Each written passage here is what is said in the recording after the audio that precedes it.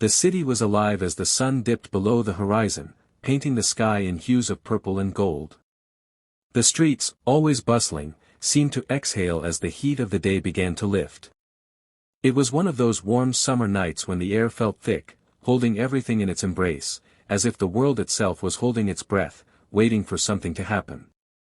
But inside the Grove, a high-end restaurant tucked between two glass and steel giants, everything was calm. The hum of the air conditioning mixed with the soft clinking of silverware and quiet chatter of well-dressed patrons. The lights were dim, casting a warm glow over the plush surroundings, creating an atmosphere of perfection. This was a place where exclusivity was part of the experience, a restaurant where the staff worked diligently to maintain the illusion that nothing could go wrong. Before we continue, please subscribe to the channel and tell us where you are listening. Your support means everything. Jessica, the hostess, was at the center of it all. She stood by the entrance, her smile wide and rehearsed, a permanent fixture of the restaurant's sleek, flawless image. She was good at her job, really good. A few months in, and she had learned to embody the elegance of the place. She made the guests feel important, like they were the only ones who mattered. But behind the perfectly composed facade, Jessica wasn't happy. The long shifts, the demands of high-end customers, the pressure to maintain a picture-perfect experience, it had all started to wear on her. She hated the way people treated her, and sometimes, the way she had to treat others. But that was part of the job, right? Smile, keep it professional, and let the frustration simmer underneath. As the door opened, a gust of warm air from the street swept through the entryway. Lena walked in, holding her baby in her arms. The baby's cooing cut through the sound of footsteps, but it was quickly drowned out by the noise of the restaurant. Lena was tired, her face showing the marks of sleepless nights and long days. She had hoped tonight would be different. She had been looking forward to the evening out, a rare break from the endless cycle of motherhood. The Grove had been recommended by a friend, who spoke highly of its food, its atmosphere, and the level of care it took in treating its guests. It was the kind of place that seemed like a luxury, a small indulgence. But Lena couldn't shake the feeling she didn't quite belong here. She was black. She was a mother. And tonight, she was reminded of how the world sometimes treated her like she was out of place, no matter where she went. "Good evening," Jessica said, her voice polite but distant. She glanced at Lena's baby, then back to her, as if she were doing a quick assessment. "Do you have a reservation?" Lena shook her head. "No, but I saw online that you're accepting walk-ins tonight." Jessica's eyes flickered over Lena for a moment, her tired face, the baby in her arms, the simple dress she wore. It wasn't exactly the look of someone accustomed to fine dining. There was an uncomfortable pause before Jessica spoke, her words colder than she intended.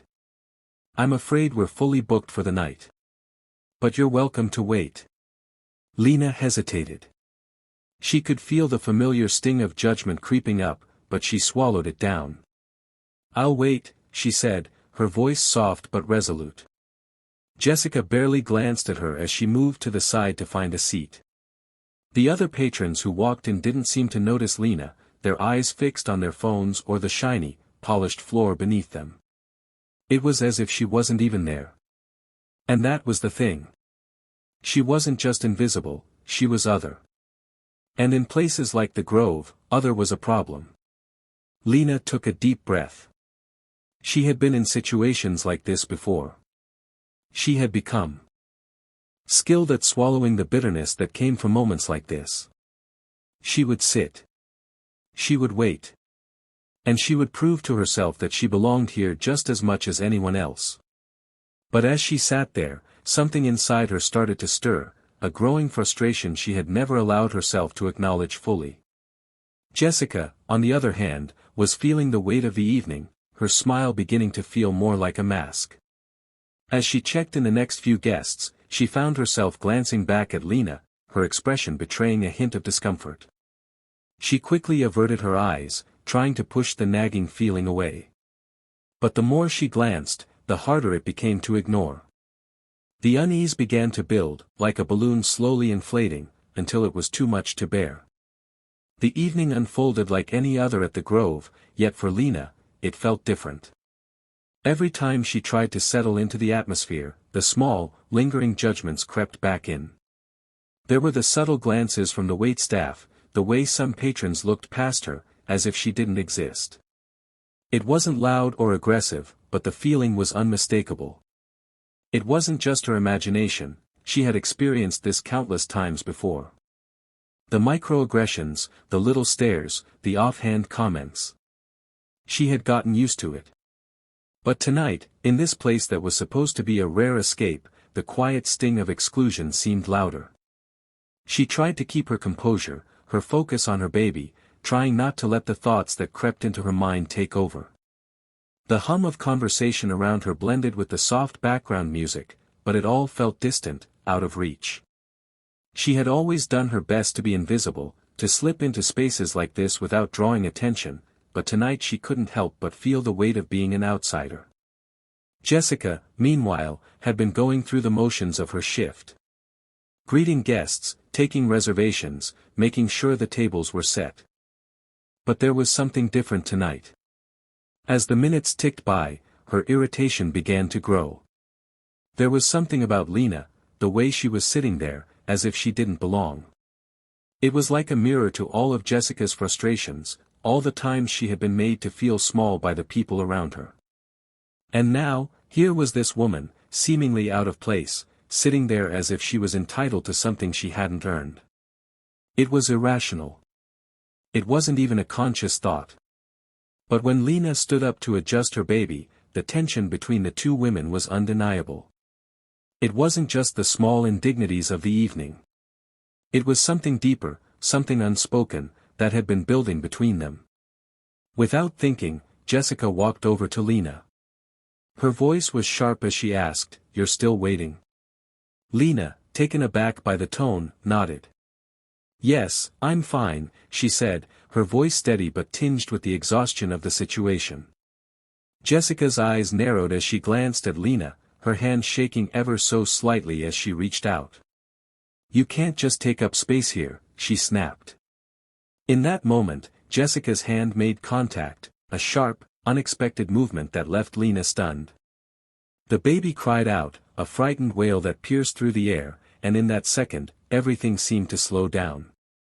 Lena jerked back, clutching her baby tighter, her mind racing. What had just happened? What had Jessica done? The restaurant seemed to hold its breath. The noise of conversation, the clinking of glasses, the soft hum of the air conditioning, all of it faded into the background. All that mattered was the space between Lena and Jessica, the tension that had reached its boiling point. Lena's mind raced as she turned, her heart pounding. She walked quickly toward the door, her baby still in her arms. The weight of the moment settled around her like a cloak, heavy and suffocating. But as she reached the threshold, she stopped. She didn't turn around. She didn't even look back at the scene she was leaving behind. Instead, she pulled out her phone, her fingers trembling as she dialed a number. The phone rang once, twice. Then the voice of the civil rights advocate answered, calm, assured.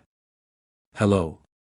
I need to talk," Lena said, her voice steady but filled with a quiet fury that had been building inside her since the moment she'd stepped into the restaurant. "I want to make sure this doesn't happen to anyone else." The call was short but impactful. The wheels had already begun turning. Lena wasn't just going to let this go.